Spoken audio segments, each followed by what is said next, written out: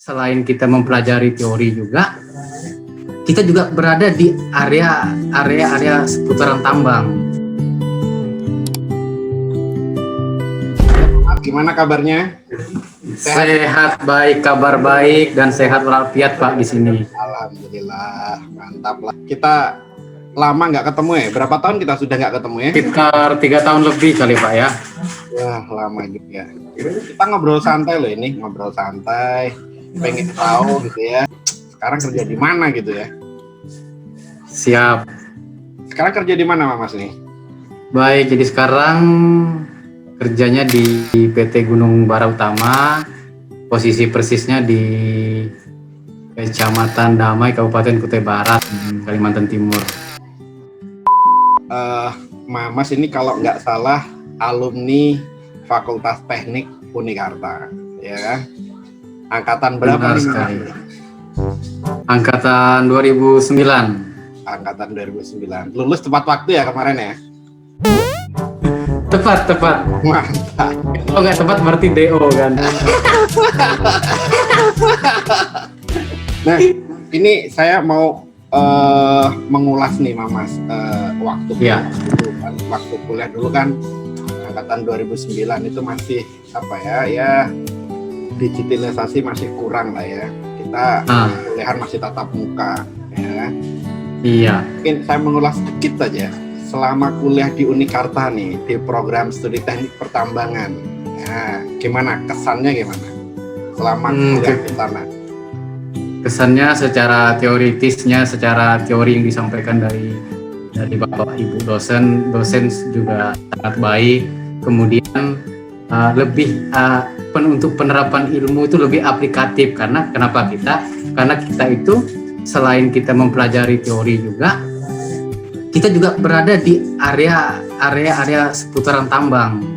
Jadi untuk kita memahami suatu materi itu lebih gampang karena misalkan yang namanya pit itu seperti apa sih? Kita jalan 2 kilo 3 kilo dari kampus sudah lihat yang namanya pit ya kan. Jadi prakteknya lebih gampang lah ya. Benar. Terus berarti kalau kondisi belajar di Unikarta berarti kalau saat kemarin ya kan masih offline ya. Iya. Jadi ya kalau menurut kamu tadi dilihat gampang untuk prakteknya, deket ya. Iya. Nah, tapi selain itu apa lagi? Sebagian besar dosen, bukan sebagian, hampir beberapa dosen itu adalah juga selain mengajar di kampus gitu, dia juga lebih banyak bergerak juga di bidang pertambangan yang sebenarnya, sehingga dalam penyampaian dosen kepada mahasiswa itu lebih aplikatif gitu dalam arti penyampaian materinya gitu, dia tidak hanya sekedar dia teori aja ya. Tidak hanya teori aja, tidak hanya tekstur. Terus kemarin berapa kuliah di sana, berapa waktu masa studinya berapa tahun kemarin? Kalau persisnya itu 4 tahun atau 5 tahun? 4 tahun lah, persisnya sudah selesai materi, udah pendadaran semua sudah. 4 tahun ya? Hanya waiting untuk yudisium dan wisuda saja ya. Oke. Nah, berarti ini lulusan paling bagus ya. Lulusan paling Terus setelah lulus masa waiting wisuda kemarin, waktu tunggu kerja kan sempat magang ya di tempat saya ya. Jadi benar. Waktu tunggu itu nggak sampai 1 tahun kalau nggak salah ya, atau berapa bulan kemarin?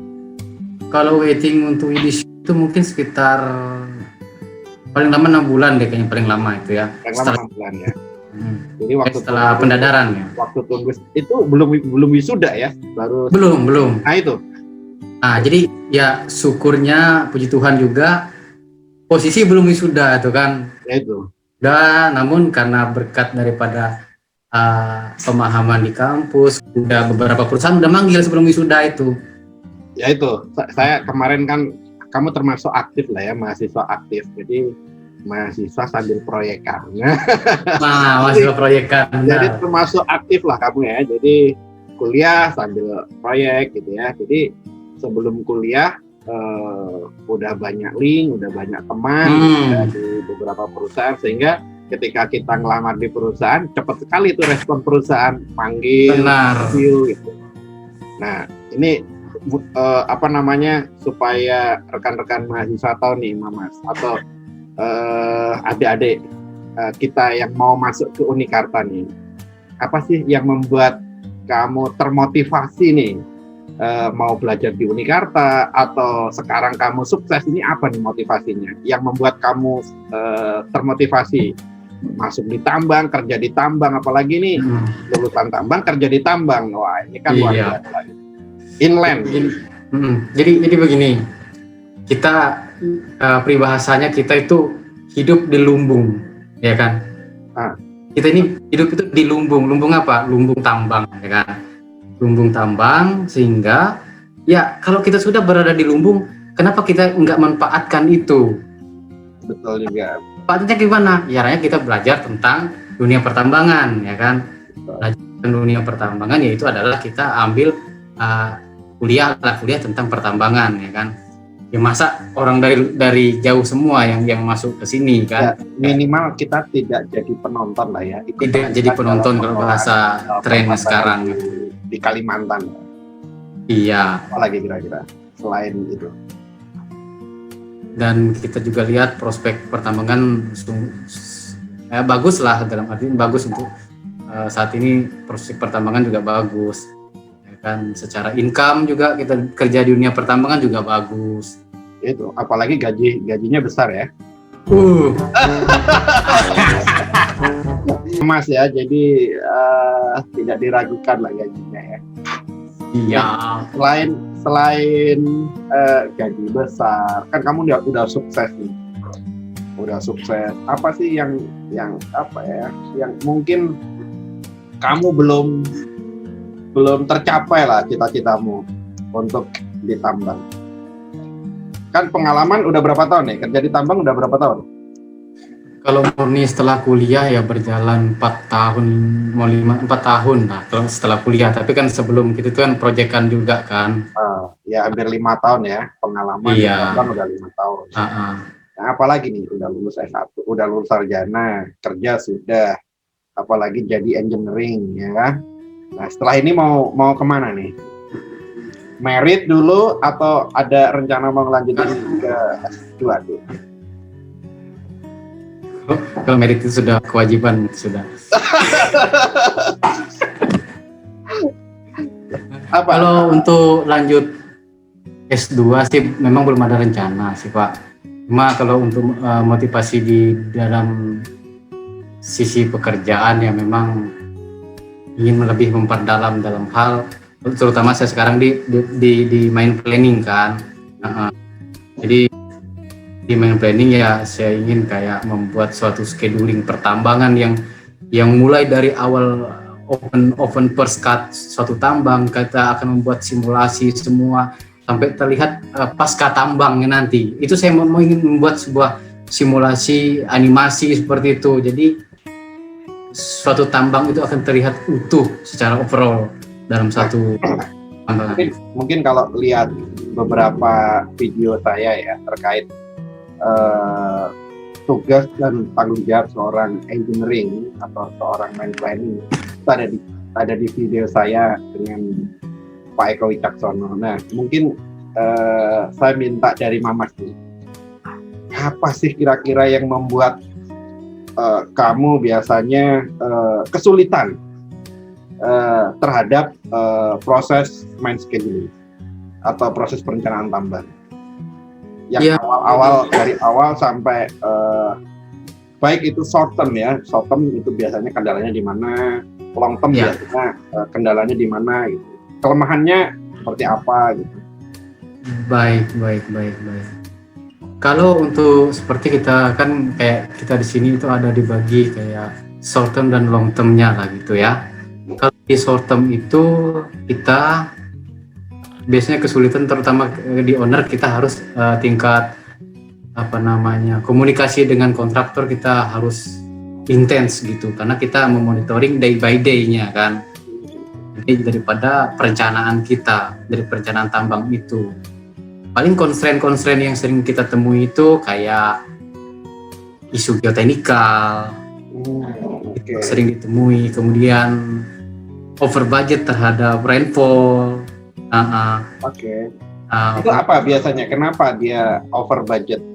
Masalahnya over budget dari rainfall seperti contohnya kita disman kita planningkan rainfall misalkan di 60 mm kan. Nah, ternyata actualnya itu adalah bisa 100 lebih. Nah, dengan over daripada plan itu, weather problemnya kita kesulitan di kayak pemompaan, sedang secara kapasiti pompa kita hanya bisa cover segitu. Nah, itu kan berdampak panjang, cost jadinya. Jatuhnya ke cost, kemudian ke terhambatnya ekspos batu bara dan sebagainya. Itu akan rentetan kayak efek domino dia. Oh iya, betul. Begitu juga dengan isu geoteknikal yang seharusnya kita bisa stripping di blok sekian, strip sekian, ternyata kita nggak bisa karena case-nya slow failure disposal, ya kan. Kalau isu PAMA unit itu sih, itu masih bisa kita atasi, ya kan. Iya. Tapi yang secara teknikal itu memang sangat berpengaruh ya biasanya. Iya, benar. Apalagi yang kadang-kadang teman-teman engineering nggak memperhatikan mengenai pembebasan lahan, ya kan? Nah, kalau masalah pembebasan lahan sebagainya itu lebih ke midterm sampai long term kita, Pak. Ya, kalau misalkan ada permasalahan ini kita buat planning long term misalkan. Iya. Ada terkendala nih, ada beberapa lahan yang belum dibebaskan. Iya. Kadang jadi masalah juga. Benar. Nah, jadi itu memang sering muncul isu. Kalau kita di sini memang antisipasi banget, Pak. Terutama kita di GBU ini, kita 1 tahun sebelum melaksanakan penambangan itu forecast phase position itu sudah kita share ke sebagainya. Jadi udah clean ya, udah benar-benar. Udah clean, Pak. Jadi memang jarang ketemu case seperti itu, walaupun secara long termnya. Setahun sebelum ini udah ada forecast phase position, jadi orang legal dan sebagainya udah tahu juga harus seperti apa skenario dia. Kita kasih timing ya Pak, langsung bulan pertama, bulan kedua, ketiga kita akan makan di sini sesuai scheduling kita. Jadi udah terset semua.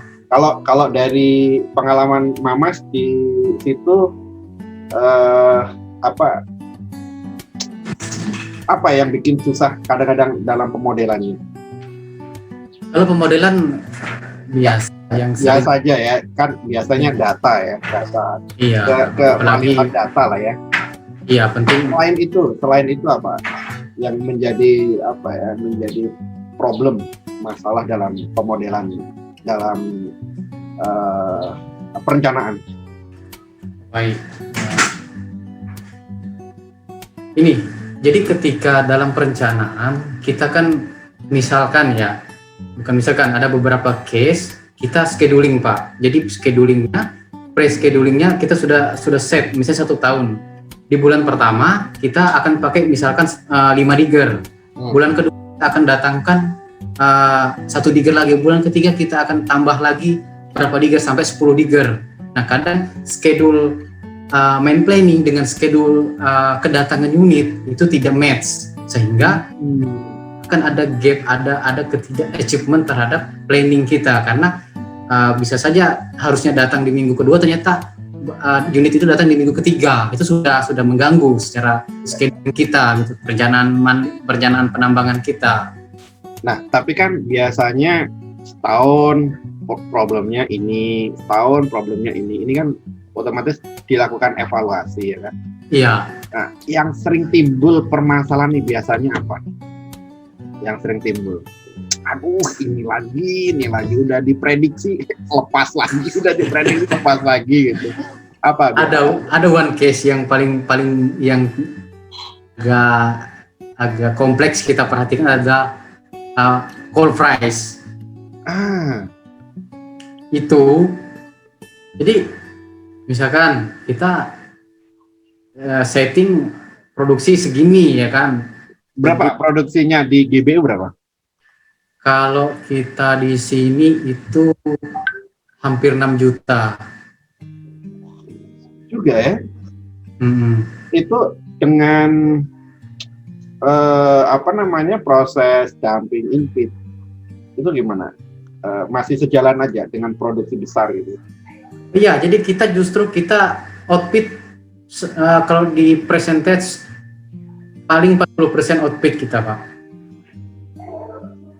40%? Selebihnya in-pit semua. Oke. Nggak ini ya, nggak bisa 20% ya, nggak bisa 20% output, in-pitnya 80% nggak bisa. Lagi in proses. Justru kita sekarang ke in-pit, banyak in-pit, mayoritas justru ya. Itu yang itu saat first cut saja kita. Oke. Karena untuk project develop kan. Iya. Nah, biasanya terkadang kan dalam proses produksi besar ya kan, kemudian progresnya juga cepat ya kan. Iya. Perkembangan kemajuan tambangnya cepat. Permasalahan yang timbul biasanya tuh pengelolaan kualitas lingkungan, daya dukung lingkungan ini bermasalah biasa. Nah, sebagai seorang engineer nih, teman-teman di Mamas nih, saya nanyanya di Mamas dulu. Apa sih biasanya? Apakah sudah terpikirkan misalkan pengelolaan set pond, sistem drainage, kemudian monitoring stop dan lereng, ya kan? Iya. Kemudian pemantauan tidak hanya lereng pit, tetapi lereng disposal juga berpengaruh. Apakah sudah sampai di sana? Baik, jadi yang kita lakukan itu memang untuk yearly plan kita itu memang sudah dibikin kayak overall planning, mulai dari settling pond, matching dam, kemudian material allocation-nya, termasuk PAPNAP kita monitoring. Itu jadi kita sampai segitunya ya berarti ya, sampai sedetail itu ya seorang engineering ya.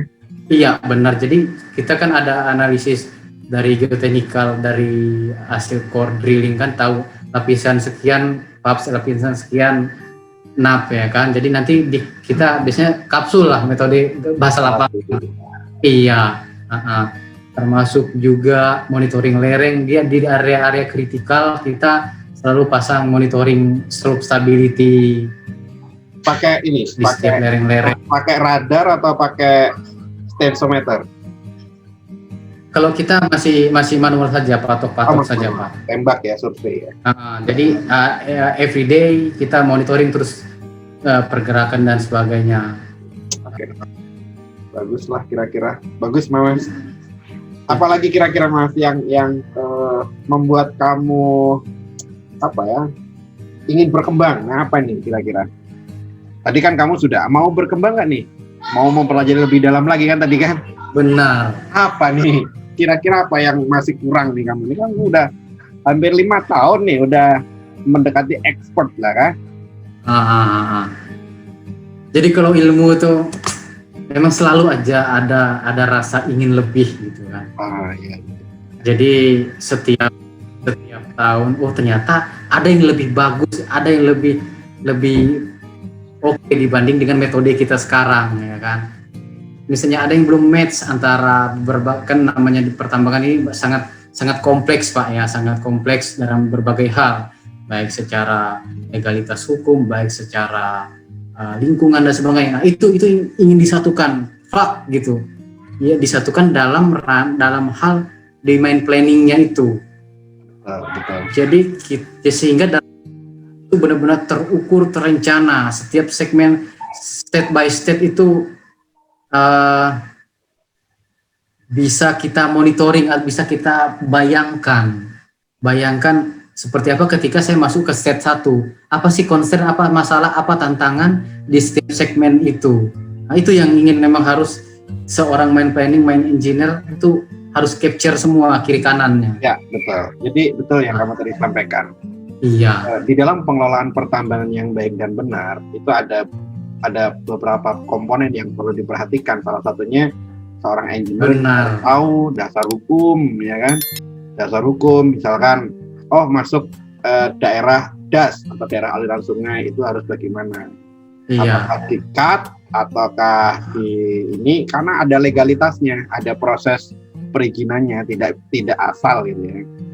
Kemudian dari sisi dasar hukum, kemudian teknis ya, teknis yang tadi disampaikan, kemudian financial, kemudian lingkungan ya kan, sama program keberlanjutan. Jadi tambang ini setelah selesai nanti dapat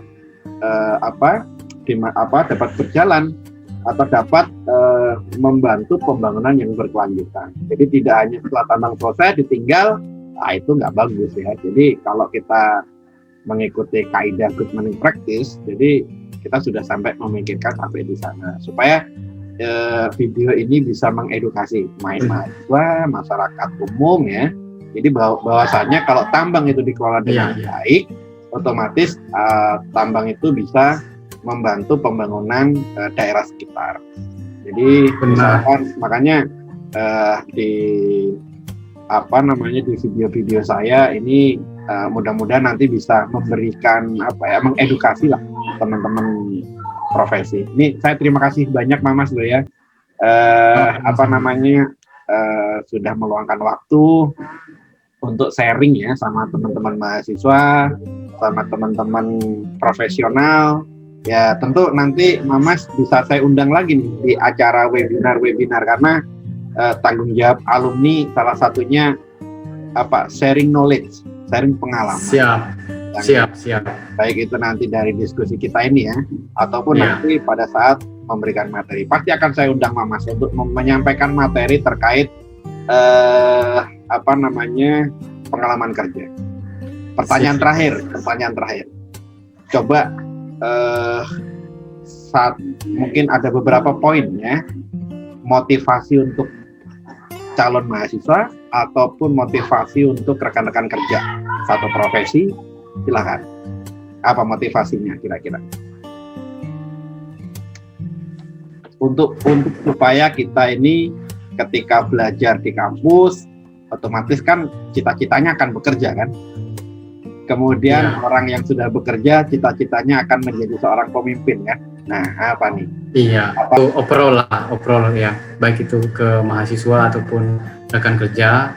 Ketika kita memilih suatu pilihan ya kan, dan telah seperti kita mau jadi seorang engineer nih kan, seorang engineer, maka berdalamlah dan tekunilah itu semaksimal mungkin. Nah, ketika suatu hal itu kita pelajari dengan setekun mungkin, itu akan tentunya berdampak kepada kehidupan kita. Tentu dampak itu pasti dampak baik. Ketika kita mempelajari hal baik, itu akan berdampak baik. Ya, betul. Seperti itulah kurang lebihnya, Pak. Ya, berarti harus